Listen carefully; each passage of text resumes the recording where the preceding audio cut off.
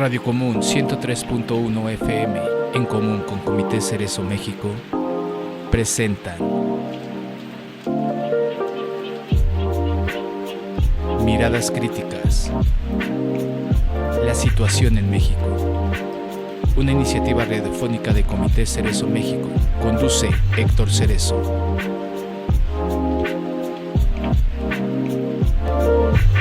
Miradas Críticas, comenzamos.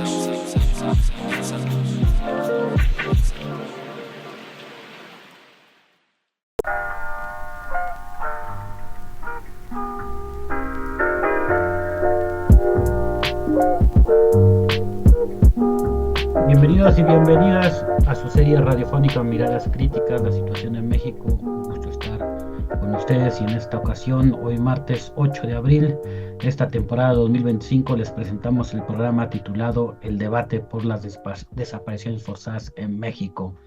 Conduce su servidor Héctor Cerezo y participan en el bloque de denuncia Nadine Reyes Maldonado con el tema Desapariciones generalizadas en México. Y en el bloque del comentario, la segunda parte de desaparición forzada. Y en el bloque de la voz de Fragua, el tema defendernos sin burguesía. Y por último, en el bloque de la entrevista tendremos a Tanya con el tema Segunda Jornada Nacional Psicosocial en la Universidad Autónoma de Querétaro. Ese es el programa del día de hoy. Escríbanos desde donde nos escuchan, desde donde nos ven. Y también recuerden, si hay un tema de interés o quisieran ser entrevistados o conocen a personas, organizaciones o comunidades que quieran ser entrevistados, visibilizar sus luchas, pues estamos en la mejor disposición. Y bueno, pues sin más, vámonos con el intro del bloque de denuncia.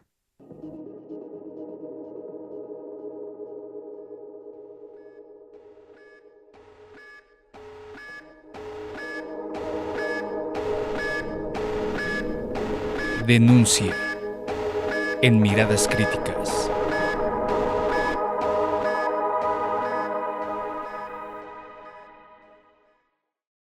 Pues muy buenas noches, Nadine, y muchas gracias por aceptar la invitación. Hola, buenas noches, Héctor. Ya somos como de la casa. Saludo a todos. Sí, iba a decir precisamente eso, y bueno, es que es un tema muy interesante, digamos, en un sentido y triste en otro, pero bueno, últimamente, bueno, a partir de lo que pasó o lo que descubrió allá en el rancho Izaguirre, en Teuchitlán, allá en Jalisco, pues llevamos prácticamente casi un mes con este tema de las desapariciones forzadas.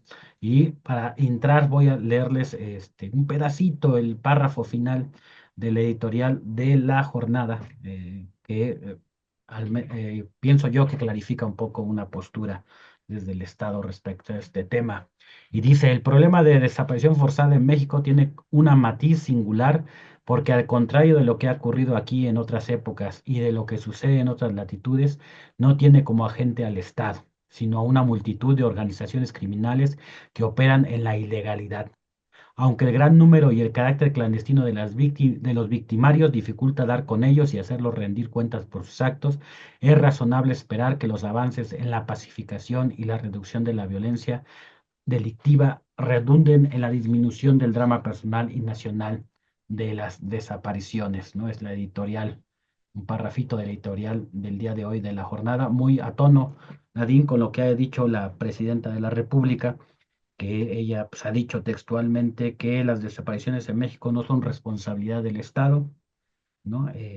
La secunda, la Comisión Nacional de Derechos Humanos, dicen que la desaparición forzada no existe en México, ¿no? Y no hay crisis de desapariciones.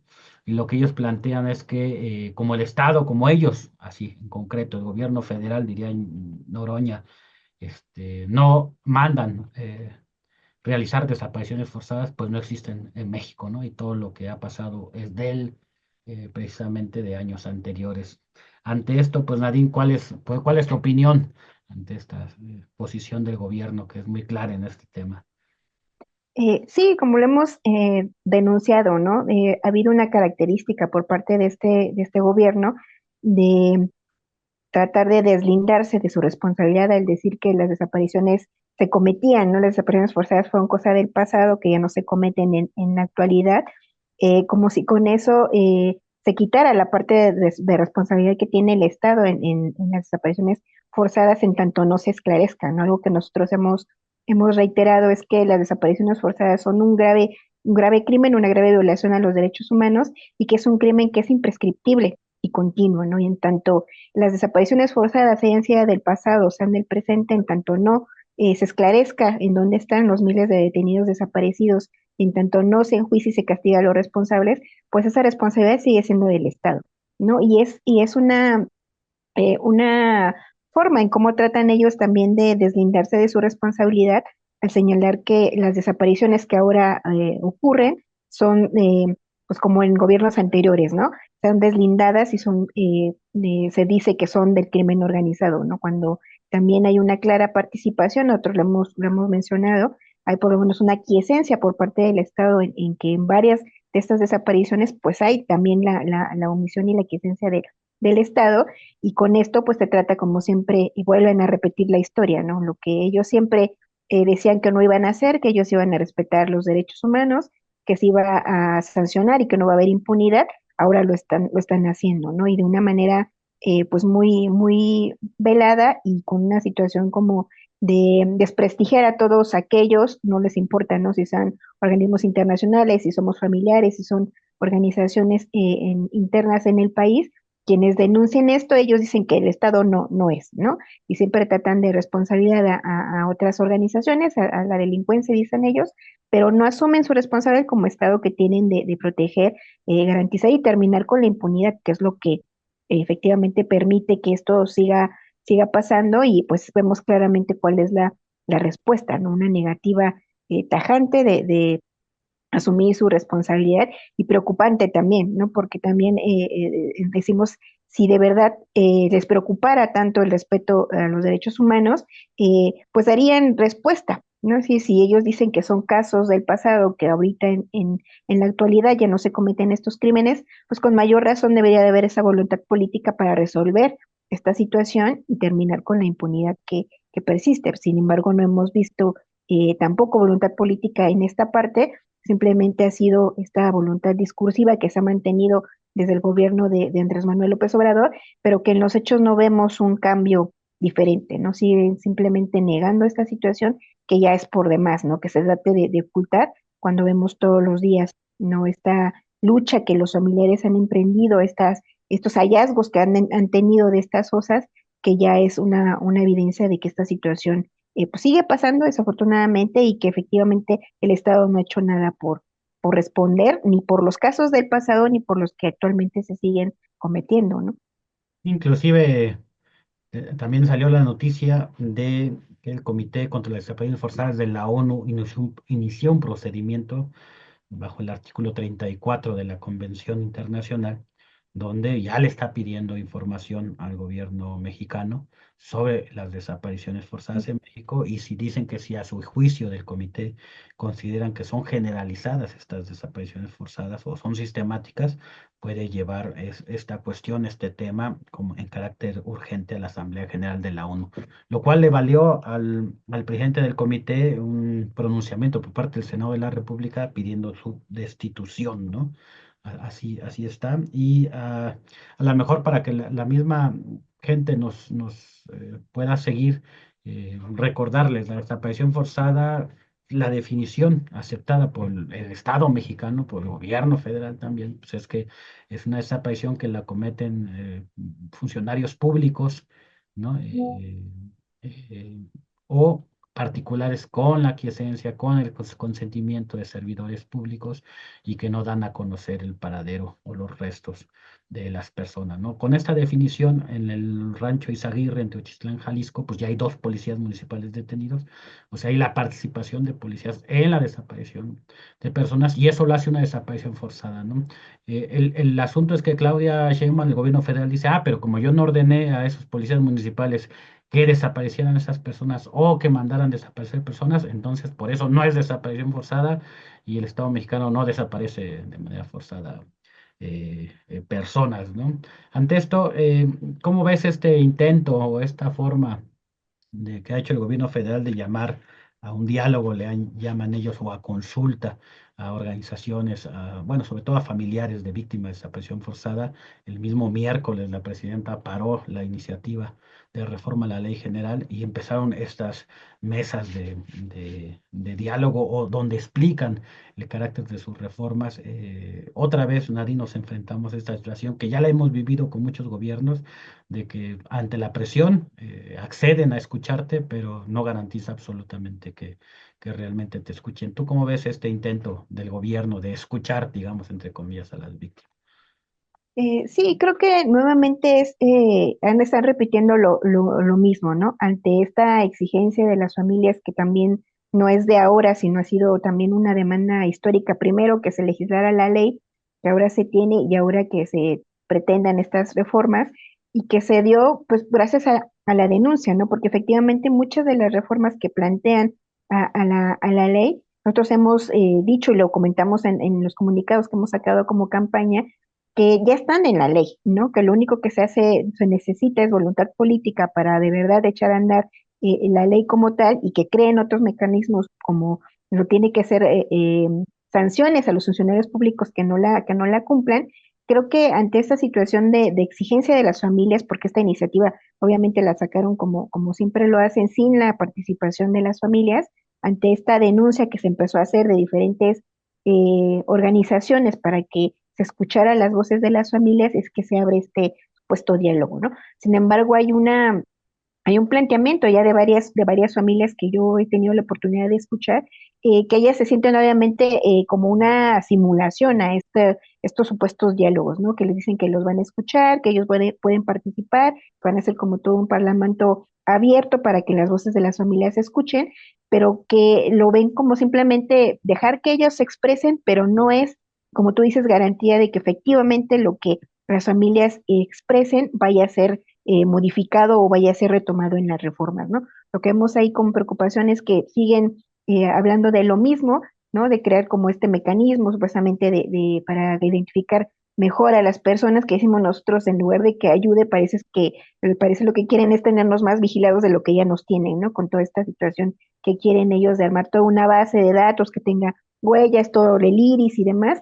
Decimos, eso realmente no va a funcionar porque el problema está directamente en las fiscalías y en las comisiones de búsqueda que no hacen su trabajo, ¿no? No tanto que deban de tener una gran base de datos con toda nuestra información ahí, casi casi hasta genética, si las instituciones no se ponen a trabajar. Y creo que eso es lo que hace falta, lo que se ha indicado en diferentes ocasiones por las familias, porque ya está plasmado mucho en la ley, y lo que hace falta es dotarla de mayor, como decimos nosotros, más dientes a esta ley que ya existe, porque lo que no establece son sanciones, ¿no? Por ejemplo, cuando hay la dilación de los funcionarios públicos de no iniciar investigaciones, cuando no quieren realizar la búsqueda de las personas desaparecidas, es ahí donde faltan elementos en la ley que obliguen a los funcionarios a cumplirla, pero creo que más allá de que de verdad vayan a ser retomadas las propuestas de las familias, que eso sería lo ideal, ¿no?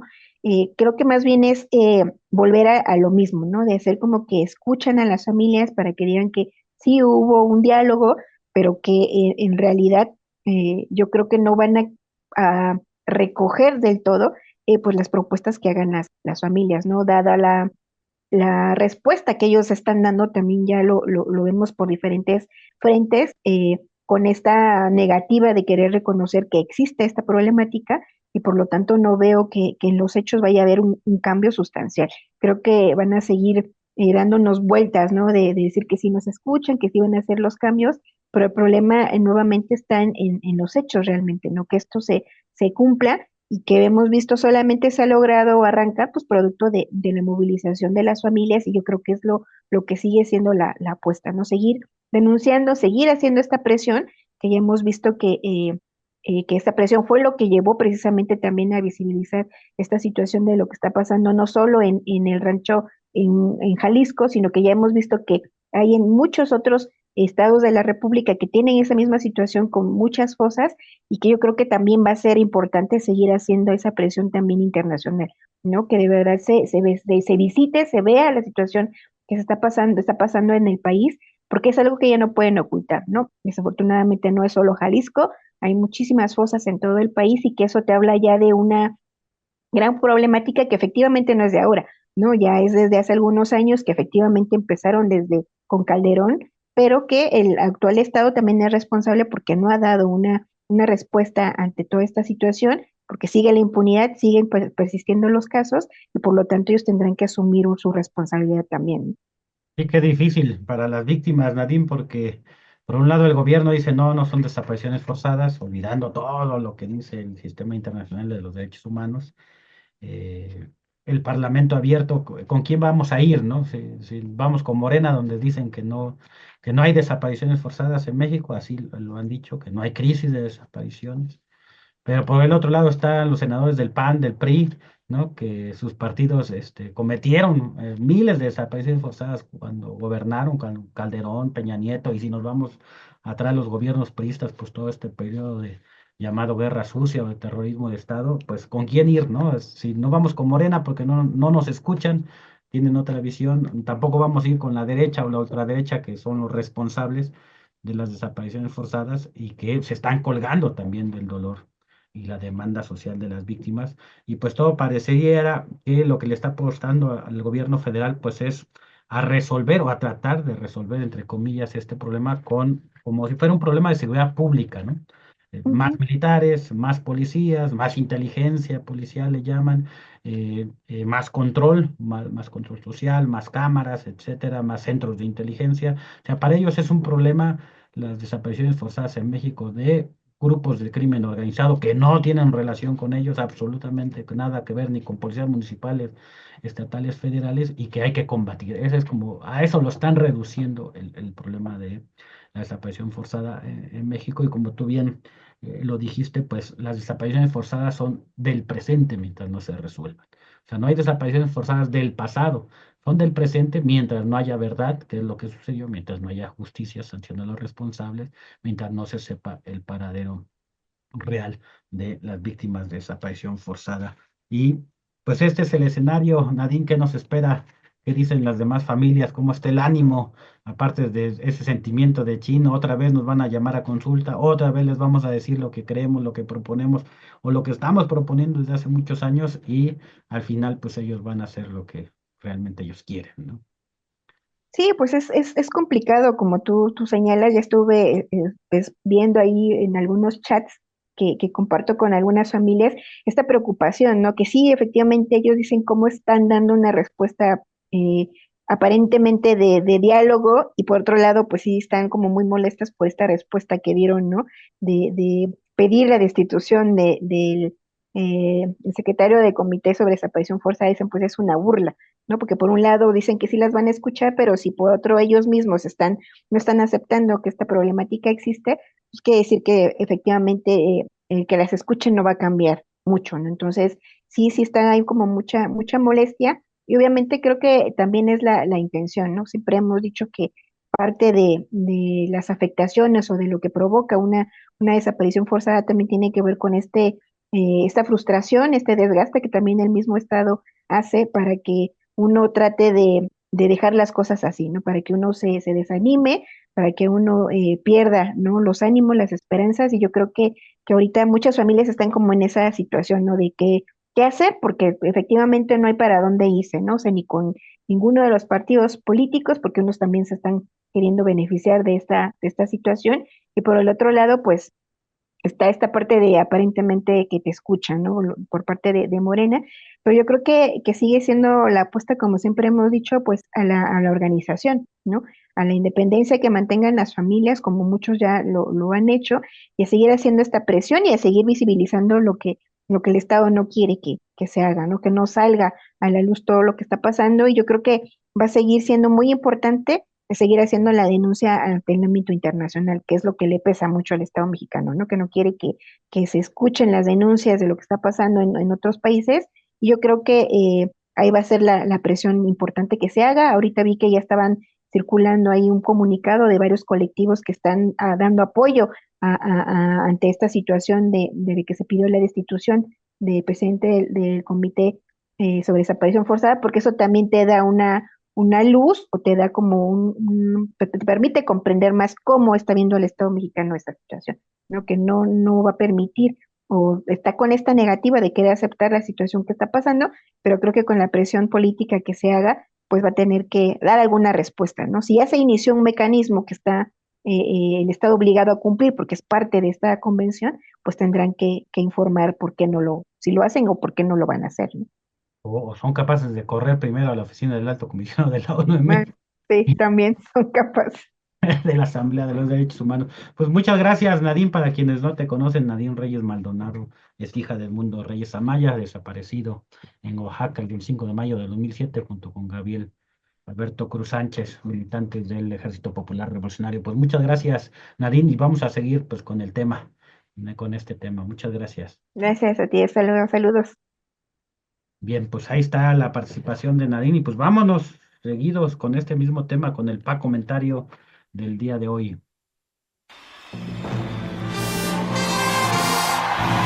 Comentarios de Francisco Cerezo.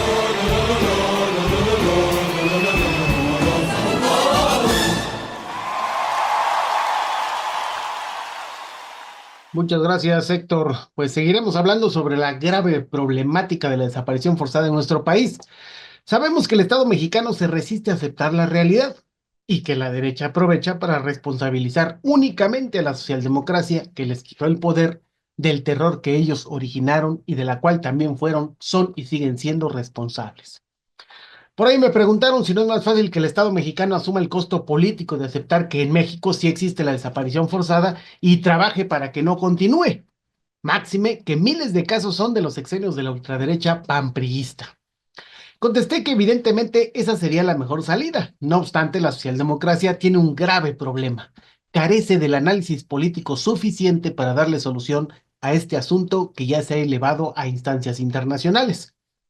La semana pasada, durante la clausura de su 28º periodo de sesiones del Comité contra la Desaparición Forzada de la ONU, su presidente, el señor Olivier de Fruiteville, señaló que el comité también ha examinado la preocupante situación en México, en particular mediante sus procedimientos de acción urgente y de comunicación individual, así como el procedimiento previsto en el artículo 34 de la Convención. Y dijo que en virtud de esta última disposición, el comité ha recibido informes preocupantes de que la desaparición forzada se practica de manera generalizada o sistemática en México y ha decidido solicitar al Estado información adicional sobre el fenómeno en las próximas semanas. Terminó diciendo que el objetivo del comité es mantener un diálogo constructivo con el Estado parte para alcanzar el objetivo común de la plena aplicación de la Convención. Y la reacción de las instancias federales del Estado mexicano, en lugar de tomar al toro por los cuernos, nuevamente repite sus argumentos propios de la ignorancia en materia de derechos humanos e incapacidad política para resolver la situación de la desaparición forzada en México. Sus argumentos son verdaderas joyas de la ignorancia en materia de derechos humanos. Cuando sus representantes repiten que la desaparición forzada es ahora, a diferencia de los sexenios del PRIAN, cometida por la delincuencia organizada, lo cual es un argumento falso del todo. Primero, porque la desaparición forzada es cometida solo por los agentes de Estado, por comisión o por aquiescencia. Por tanto, la desaparición cometida por particulares sin la participación de agentes estatales no es desaparición forzada. Incluso a pesar de que repiten el título de la ley que piensan reformar, que se llama Ley General en materia de desaparición forzada de personas, desaparición cometida por particulares y del Sistema Nacional de Búsqueda de Personas. Es decir, esta ley trata dos tipos de desaparición: la forzada, que es cometida única y exclusivamente por los agentes del Estado o por particulares con su aquiescencia, y la desaparición cometida, como su nombre lo dice claramente, por particulares. Es como cuando a una persona le preguntan si tiene frío y responde que le gusta comer manzanas. Y para que no digan que los hago ver políticamente más torpes de lo que son, leamos la respuesta que dan ante el anuncio del Comité de Desapariciones Forzadas de la ONU, que dice: el comité ha recibido informes preocupantes de que la desaparición forzada se practica de manera generalizada o sistemática en México y ha decidido solicitar al Estado información adicional sobre el fenómeno en las próximas semanas. Y la respuesta del Estado mexicano es que, y voy a citarlos porque si no, rechaza las declaraciones de integrantes del comité en torno a la supuesta práctica de desaparición forzada por parte del Estado y agrega que, vuelvo a citar, el gobierno mexicano no consciente permite u ordena la desaparición de personas como parte de una política de Estado. En ningún momento el comité preguntó si la desaparición forzada en México es una política de Estado. Y cualquier mente medianamente lúcida se dará cuenta que cuando el comité menciona desaparición forzada está hablando de una grave violación a los derechos humanos que es cometida solo por agentes del Estado. El comité solo está diciendo que solicitará información sobre este fenómeno para entender si es una práctica generalizada o sistemática. Si notan la incoherencia en la respuesta del gobierno mexicano. Aún nadie con datos bien documentados sobre el fenómeno de la desaparición forzada en México ha dicho que Claudia está ordenando cometer desapariciones forzadas de manera generalizada o sistemática en México, tal y como sí sucedió en los gobiernos de la ultraderecha panista y priista, con Calderón y Peña Nieto. Por tanto, la desaparición forzada sí existe actualmente en México, aunque no tenemos datos para acusar que son una política de Estado, pero son dos fenómenos diferentes de una misma violación a los derechos humanos, que pueden ser cometidas, como en el presente, por agentes de Estado, principalmente del ámbito municipal y estatal, sin que sea una política de Estado del nivel federal, aunque seguramente también hay casos que son cometidos por agentes federales. Un solo ejemplo basta para describir el fenómeno que sucede en estos dos sexenios. En marzo de 2021, una defensora de derechos humanos, Claudia Uruchurtu, sufrió una desaparición forzada. Hasta donde la investigación avanzó, es claro que no fue una política de Estado, es decir, AMLO, presidente en ese año, no ordenó, planificó o incluso toleró situaciones que permitieran actos como la desaparición forzada de la víctima. Pero eso no quita que la presidenta municipal de Nochistlán, Lisbeth Victoria Huerta, y 3 funcionarios más de su cabildo fueran responsables de una desaparición forzada. Si bien este caso mostró que la desaparición forzada no era una política de Estado, e incluso la política de Estado permitió que la responsable y sus cómplices, que en sexenios anteriores hubieran sido protegidos, fueran detenidos, juzgados y sentenciados. Claro que no quiere decir que 2 años después, gracias al nefasto y corrupto Poder Judicial y a la impunidad, es así como política de Estado que aún se mantiene, saliera libre inexplicablemente la responsable. Es un solo caso, pero hay otros de su propio sexenio. Teuchitlán, como ya habíamos mencionado en el pasado análisis, donde está comprobado que agentes de Estado, policías municipales de Tala, cometieron las desapariciones forzadas de algunas personas que pasaron por el campo de entrenamiento. Pero nadie dice que ese hecho es una política de Estado que desde el ámbito federal se implementa o se ordena, pero no puede negarse que existió el hecho y que debe investigarse. Así que la respuesta al tema de la desaparición forzada en México es más clara que el agua. El Estado mexicano debe aceptar la realidad. En nuestro país aún se comete la desaparición forzada y como el alcohólico y los 7 pasos debe dar el primer paso, aceptar este fenómeno para tratar de dejar el pasado. Una vez aceptado, debe entonces investigar y juzgar a todos los funcionarios municipales, estatales y federales que, como el delito de desaparición forzada no prescribe, sentenciarlos. De otra manera, solo rasgarse las vestiduras vociferando que no es política de Estado la desaparición forzada, cuando nadie le está diciendo eso, y eliminar ahí sí la política de Estado de mantener en la impunidad a los perpetradores de esta grave violación a los derechos humanos, le permitirá resolver este grave fenómeno. Aún más, debería tomar al toro por los cuernos para acusar que efectivamente la desaparición forzada existe en México y que los casos que se han vuelto mediáticos como Teuchitlán son responsabilidad de gobiernos del PRI, del PAN y de Movimiento Ciudadano. Y de paso enderezar a los chapulines de Morena que también son responsables. Cero impunidad, esa debería ser la política de Estado. No decirle a la CNDH que haga desfiguros políticos de muy baja calidad, o al pobre Noroña preguntando sobre qué casos pedirá información el Comité contra la Desaparición Forzada. Pues nada más sobre los policías de Tala que están acusados de desaparición forzada. O puede leer la nota sobre otros 3 policías municipales acusados de la desaparición forzada de 2 jóvenes en San Luis Potosí, o el del agente del Ministerio Público y otro más de investigación que fueron detenidos en Oaxaca por la desaparición forzada de por lo menos uno de los jóvenes de Tlaxcala víctimas de una desaparición forzada, o los 7 policías estatales de Morelos y uno municipal de Emiliano Zapata detenidos por la desaparición forzada de una víctima de nombre Job N., o el de los 13 policías estatales de Veracruz detenidos por la desaparición forzada de 3 personas en ese estado, o los 2 policías municipales del municipio del Fuerte en Sinaloa por la desaparición forzada de un comerciante que viajaba de Chihuahua a Sinaloa. Todo con links. Y la lista que aparece es mayor. Tal vez estos funcionarios del Senado, de la CNDH, de Presidencia, deben tomar un curso en el pilar más cercano a su domicilio sobre cómo encontrar datos en un buscador de Internet, o de plano despedirlos por incompetentes o por mentirosos.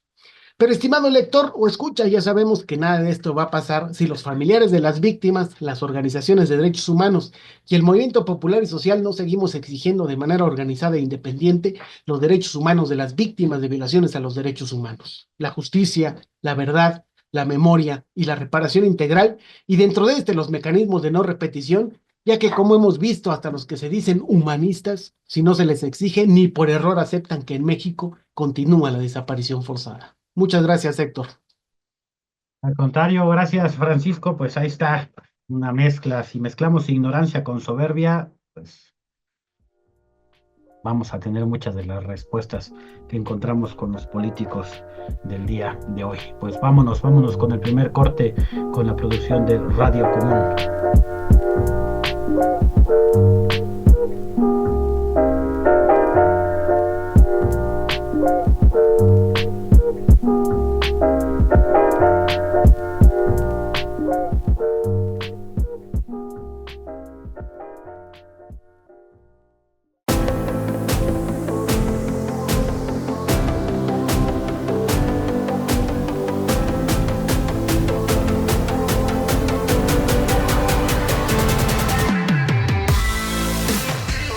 Comité Cerezo México te invita a participar en la 15ª Escuela General de Derechos Humanos por la Memoria, Verdad y Justicia, Ciudad de México. Dirigida a personas solidarias, defensores de derechos humanos, colectivos y organizaciones. Puedes inscribirte escaneando el QR o manda un correo con tu nombre, edad, ocupación y el turno que deseas cursar a comitecerezo.educacion@gmail.com. La escuela se desarrollará todos los sábados del 26 de abril al 26 de julio del año 2025. Turno matutino de 10 de la mañana a 2:30 de la tarde. Turno vespertino de las 3 a las 7 de la tarde. Tienes hasta el 19 de abril para enviar tu solicitud. El curso es completamente gratuito. Esto es una iniciativa de acción urgente para defensores de derechos humanos y Comité Cerezo México.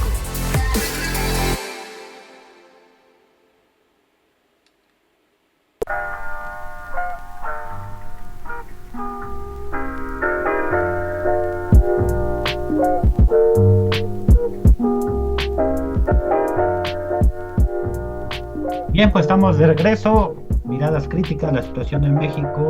Mandamos saludos a quienes nos están escuchando, viendo desde Cuernavaca, Morelos, allá en Toluca, Ecatepec, Huixquilucan, en el Estado de México. Allá también saludos a Michoacán, Azcapotzalco, Tlalpan, Coyoacán, Gustavo Madero, alcaldías de la Ciudad de México.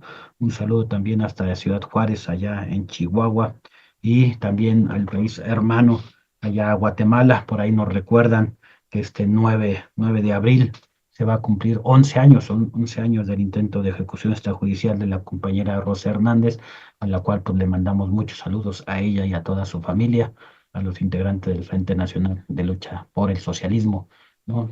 Que nos recuerdan esta situación tan difícil para ella y sus familiares. Y bueno, pues vámonos con el bloque de La Voz de Fragua, el periódico independiente de la Organización de Lucha por la Emancipación Popular.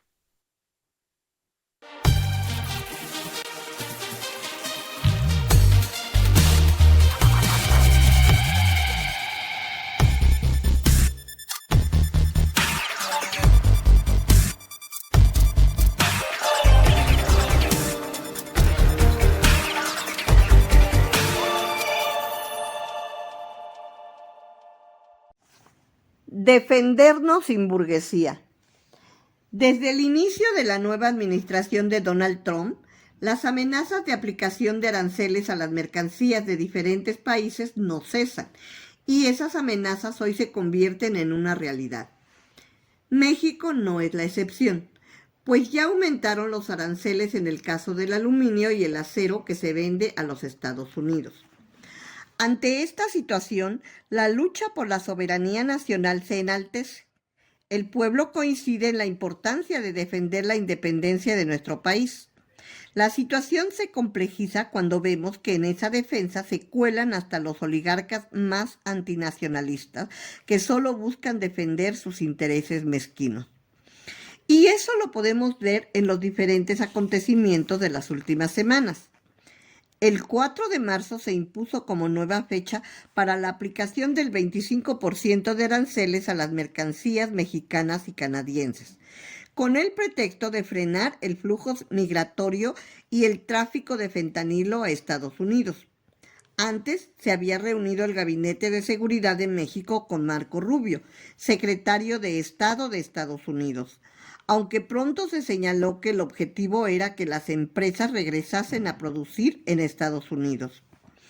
El 5 de marzo, inmediatamente después de la aplicación de aranceles, representantes de los grandes empresarios de este país, como el presidente del Consejo Coordinador Empresarial, Francisco Cervantes, el presidente del Consejo de Administración del Grupo Calus, Antonio del Valle Perochona, y la coordinadora del Consejo Asesor de Desarrollo Económico, Altagracia Gómez, se reunieron con la presidenta preocupadísimos por la soberanía nacional y la aplicación de los aranceles, e incluso anunciaron su participación en la, hasta ese momento, Asamblea Informativa, movilización convocada por el gobierno para el domingo 9 de marzo.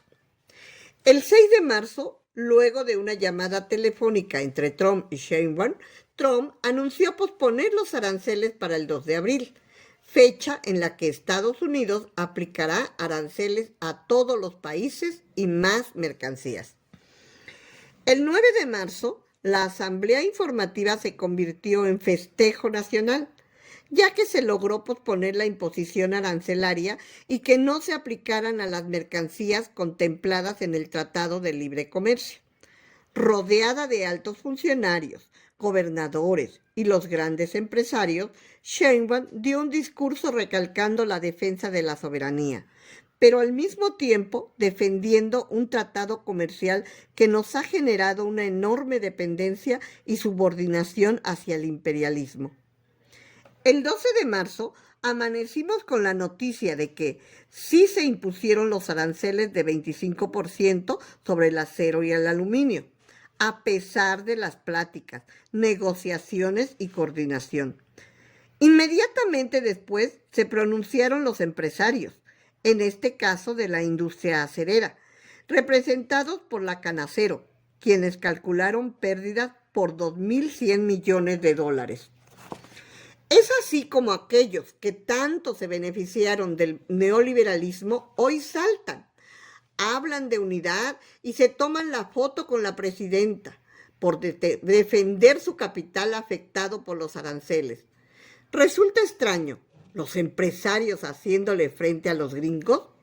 Así es, los empresarios nacidos en México, en el extranjero y con capital transnacional, incluidos los empresarios gringos, hoy se ven afectados por las acciones del imperialismo, el cual se encuentra en una crisis económica que pone en duda su dominación en el mundo. Sin embargo, bien dice que cuando el gallo está a punto de morir, más fuerte aletea. Nos explicamos. Con el afán de salvar su economía, que va en caída con una deuda por arriba de los 36.5 billones de dólares, Trump ha optado por reducir al máximo el gasto público. Incluso recortará en un 8% su gasto en defensa e imponer aranceles a diferentes países con el fin de reindustrializar su país, fortalecer su economía y hacer a Estados Unidos grande otra vez. De esta manera, diversas empresas de diferentes industrias que durante años han explotado la mano de obra barata, los recursos naturales prácticamente regalados y se han beneficiado de las facilidades fiscales, no pagan impuestos, hoy se ven afectadas sus ganancias con los aranceles.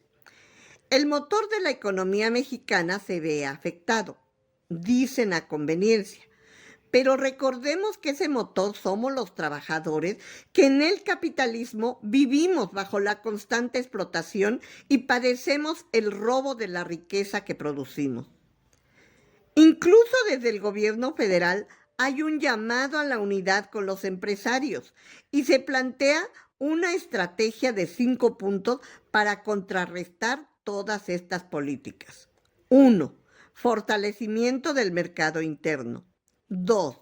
Ampliar la autosuficiencia. 3. Promover la inversión pública.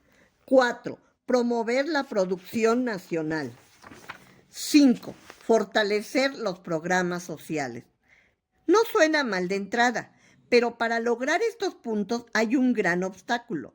La burguesía monopolista transnacional, los empresarios saqueadores, explotadores, hipócritas, entreguistas ayer y nacionalistas hoy. Fortalecer el mercado interno implica el aumento al salario mínimo para que la gente pueda consumir, gastar, dice Claudia Sheinbaum. Sin embargo, omite que casi 15 millones de trabajadores viven con menos de un salario mínimo y otros 15 con 1 o 2 salarios mínimos, que esto apenas y alcanza para tener una vida digna, y que sus aumentos al salario mínimo no serán los que hizo el presidente anterior. Ampliar la autosuficiencia no es una propuesta nueva. No obstante, para producir lo que nosotros consumimos, al menos en materia alimentaria y energética, se necesita más que buenas intenciones. Se necesita romper con el tratado que hoy tanto se defiende. Promover la inversión pública con la construcción de trenes, carreteras, hospitales, escuelas, aeropuertos, etc., no está mal. Lo que está muy mal es que esas inversiones se sigan dejando en manos de privados que se enriquecen gracias a licitaciones millonarias, como Grupo Carso o Grupo Calus, que hoy están bien pegaditos al gobierno de la 4T, así como lo estuvieron con los gobiernos neoliberales.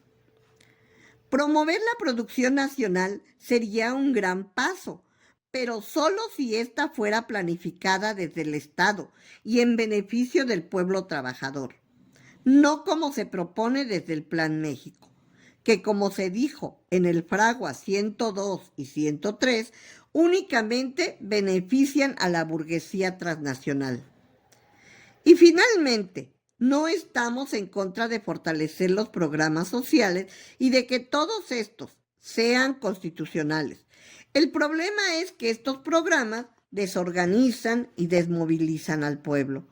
Son en realidad programas contrainsurgentes, o cuando algunos programas sustituyen al trabajador y lo convierten en beneficiario de un programa social, despojándolo de todos sus derechos. Esta respuesta del Estado mexicano nos sigue subordinando no solo al imperialismo, también a la burguesía que no tiene nacionalidad, cuyo único interés es seguir acrecentando su capital y que es capaz hasta de llamarse humanista con tal de mantener en sus manos los medios de producción.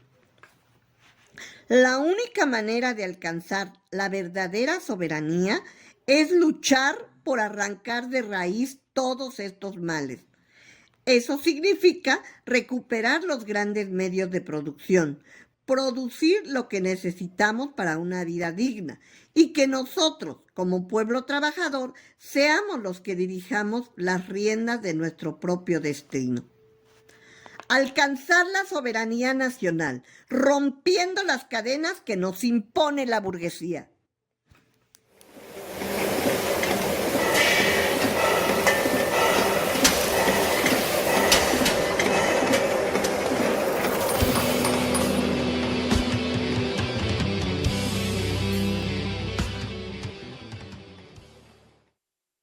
Pues damos las gracias a Fragua, este periódico independiente de la Organización de Lucha por la Emancipación Popular, y sin más, le damos la bienvenida a 3 compañeras que nos van a hablar sobre la segunda Jornada Nacional Psicosocial en la UAC, y vámonos primero con el intro del bloque de la entrevista.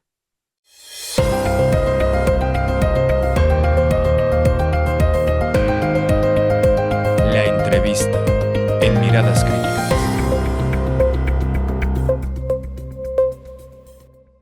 Bien, pues ahora sí, muy buenas noches, Tanya, Adalí, Sara, si quieren, gustan prender sus micrófonos y pues vamos si gustan presentarse primero y ahorita entramos ya en el tema de qué es eso de la segunda jornada nacional psicosocial. Pues no sé, ¿voy, chicas? Ujú. Ah, Bueno, pues buenas noches. Gracias, Héctor, gracias a todas, todos quienes colaboran para esto. Yo soy Tania González, bueno, Tania Perséfone en redes sociales, ¿no? Y hago parte del área social de la Facultad de Psicología y Educación de la Universidad Autónoma de Querétaro. Y tengo ahí un papel más de acompañamiento, pero ya lo platicarán más, las compañeras. Les dejo el micro. Quien guste, Sara o Adalí, adelante. Bueno, hola, yo soy Sara Bárcenas, soy estudiante del área social de octavo semestre del grupo uno. Somos bueno, Ada y yo somos parte del grupo que está organizando la jornada y pues igual gracias al acompañamiento de Tania, pues esto también se ha llevado a cabo. Sí, pues justo, yo también pertenezco al grupo uno de octavo semestre del área social de la Facultad de Psicología y Educación y pues estamos siendo parte de este grupo de pues la organización de la jornada, acompañada de Tania y de algunos administrativos que nos han ayudado a realizar esta jornada. Entonces, pues Platícanos en qué consiste la segunda jornada nacional, cómo les fue un poquito en la primera, qué actividades se van a realizar, cuáles son los objetivos, cuándo va a ser, dónde va a ser, si se va a ser transmitida o no.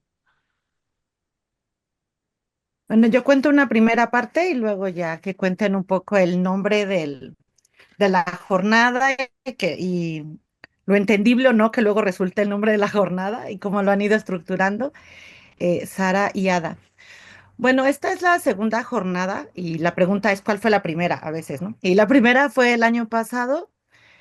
La jornada surge como un aprender haciendo a partir de cómo los grupos estudiantiles pueden organizarse, establecer temáticas de interés, generar un puente de colaboración con la institución que es la que nos da, pues parte de los recursos económicos. También hay otra parte que autogestionan los grupos que se hacen cargo de esta actividad. La facilitación de espacios, las grabaciones, estas cosas las pone la facultad.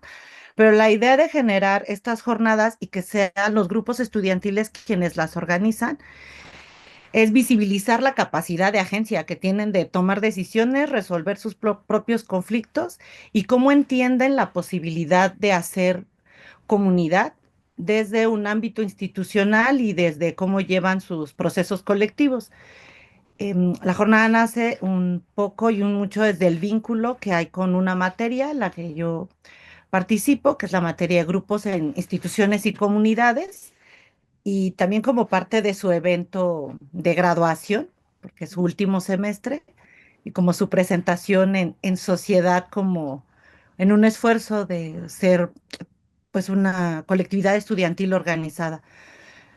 La primer jornada, el año pasado, dijimos, bueno, vamos a darle este carácter de nacional para ponernos como meta el esfuerzo de vincularnos con otras universidades, otras organizaciones y un poco romper la monogamia y endogamia que se genera en las universidades, de platicar solo pues, con la gente que ya tienes al lado y casi que si hablas con alguien más no está chido.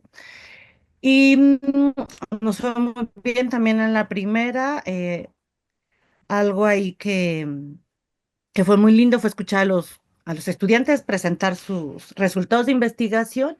Y en ese año la conferencia magistral, de la cual lamentablemente no hay grabación, y eso sí, sí nos pesó, fue en la conferencia de psicología y marxismo, con David Pavón, ¿no? Y entonces estuvo ahí abordando varias cosas, de la violencia política, del lugar del marxismo en la psicología, una reflexión y un análisis sobre el asunto de Palestina y qué tiene que ver con nosotros, nosotras, sin que compartamos mismo territorio, entre comillas, pero somos parte de del mismo mundo. Y para compañeras y compañeros, ¿no? Han estado trabajando en, pues, generar el concepto, desde dónde organizar, y bueno, eso ya les toca más a ellas comentarlo. Bien, pues ahora sí que coméntenos en qué consiste o qué esperamos o qué esperan, qué actividades tendrá esta jornada nacional.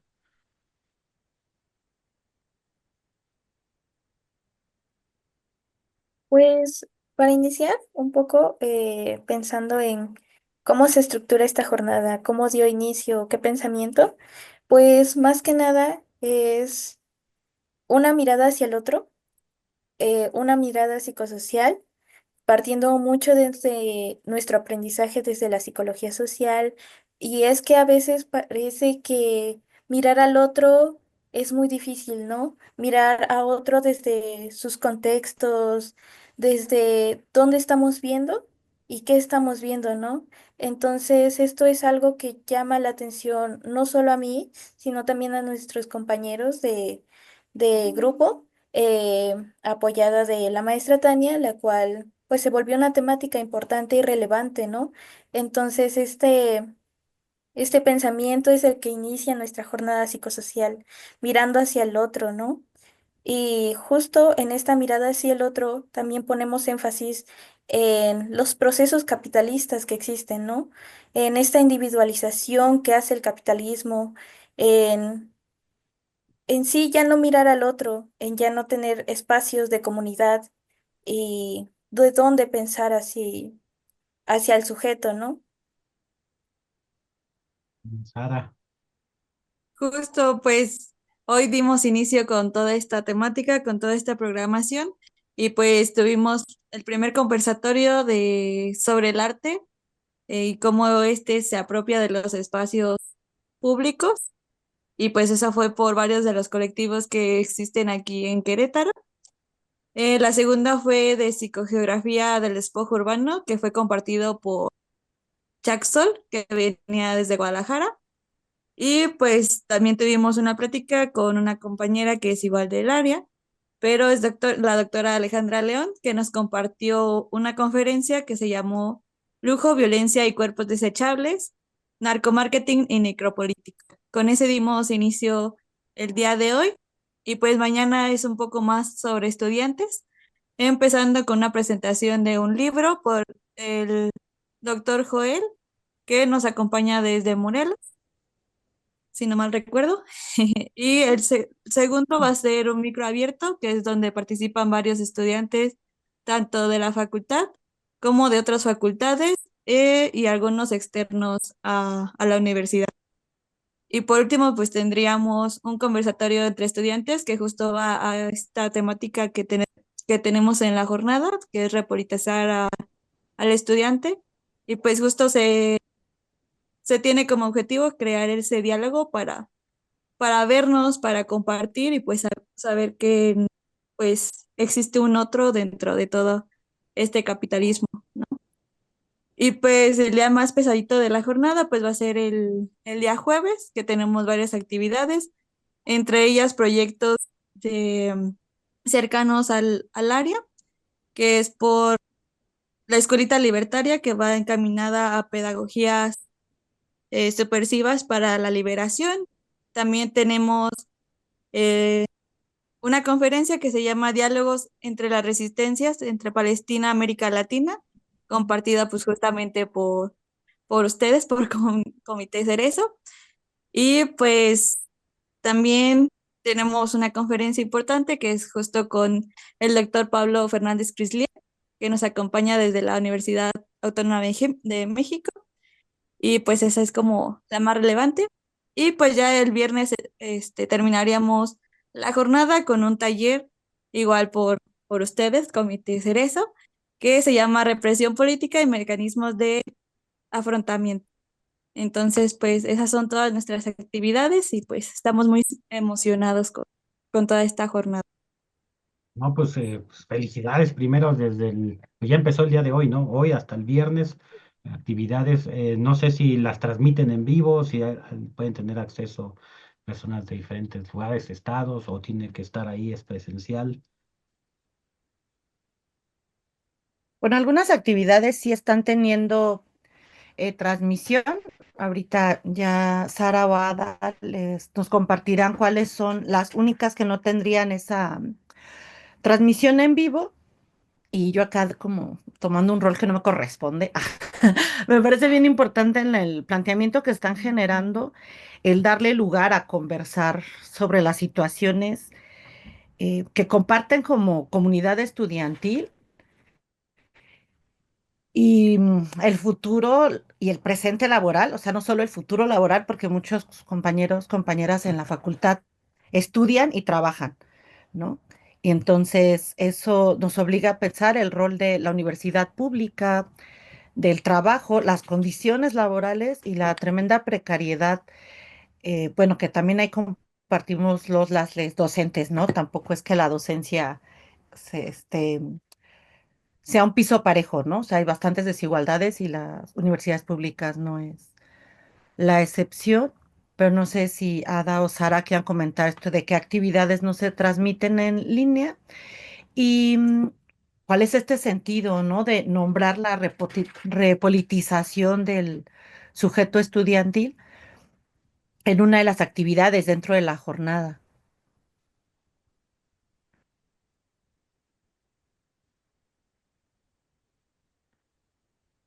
Bueno, respondiendo primero a la pregunta de cuáles no se van a transmitir, pues sería el de el conversatorio entre estudiantes, el,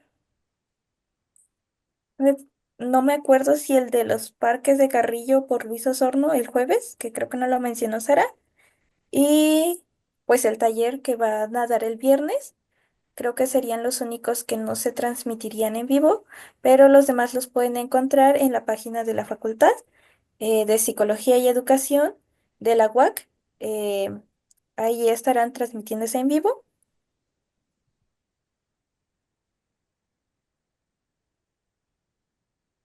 Bien, pues muchísimas gracias.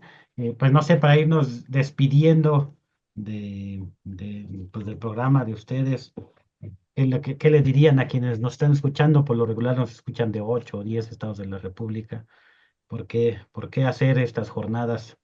eh, bueno, hoy en Querétaro, pero cualquiera puede copiarles la idea, ¿no? De hacer una jornada nacional psicosocial. Háganlo. Háganlo por dos. Sí, Es únense a una las experiencia. actividades y pues pensemos juntos en colectividad. Es una gran forma de resistir entre la ternura radical. Entonces, pues únanse por tres. Sí, pues gracias igual por el espacio y la verdad es una gran experiencia, estamos muy emocionados y pues si, si nos acompañan estaríamos muy felices. No, pues, a nosotros al contrario, gracias por la invitación. Por ahí estará un compañero y una compañera del Mm. área psicosocial del Comité de Cerezo México, pues compartiendo y aprendiendo con ustedes este tema que pues puede ser pues, de mucha utilidad a la sociedad, ¿no? Si pensamos en madres buscadoras, si pensamos en feminicidios, si pensamos en la violencia, en la ruptura del tejido social, etcétera, el papel que tienen los psicólogos, pues es sumamente importante y que tengan una visión crítica también, ¿no? Eso es más importante, ¿no? Pues no sé, Tanya, para Yo despedir. quisiera, sí, en ese sentido decir algo, Héctor. Justo lo que yo quisiera transmitir es que yo sé que las universidades tienen una herencia colonial, positivista y muchas utilizaciones políticas, pero por eso mismo las universidades, sobre todo las universidades públicas, son un espacio de disputa, ¿no? Y que pues desde quienes hacemos parte por temporalidades de las unidades académicas podemos hacer más permeable y más poroso el espacio, ¿no? O sea, que sean no solo académicos o no solo psicólogos o psicólogas sociales, ¿no? Sino hablar con organizaciones, con la sociedad organizada desde diferentes trincheras, posturas, herramientas, que nos estamos preguntando cómo nos acompañamos y cómo transformamos este mundo en el que no es que la desigualdad no existiera antes, sino que cada vez nos queda más claro que si no nos organizamos, ahora sí que no va a haber mucha opción, ¿no? Ni siquiera imaginarla. Que entonces ese de escucharnos y hacer la invitación a cualquiera que se sienta convocado, convocada a decir eso me interesa, pero no sé nada de psicología, no importa, ¿no? Pues como tratar de abrir y empujar a la apertura de las universidades, sobre todo la universidad pública, porque creo que es parte de lo que nos toca. Pues muchísimas gracias, nos quedamos con esas palabras, le sumamos la ternura radical, la vamos a copiar en el programa, así que si nos permite copiarla y la vamos a subir. Y pues muchísimas gracias a Tanya, a Dalai, a Sara, pues por su tiempo, hacer la invitación a quienes están ahí en Querétaro presencialmente, vayan a la universidad, estén en las mesas, en el diálogo, en las pláticas, en los talleres. Todos tenemos que contribuir, todos tenemos experiencia, conocimiento, etcétera, y pues vale la pena. Y pues muchísimas gracias y nos vemos el próximo martes en Miradas Críticas, la situación en México.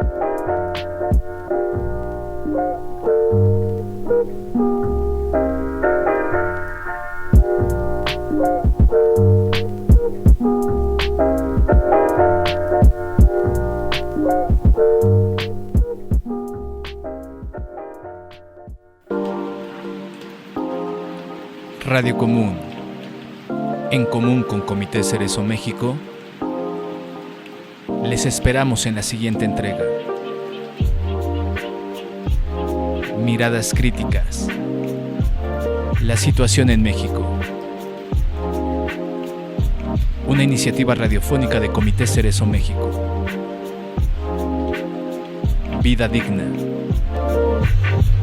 Memoria, verdad, justicia. Radio Común.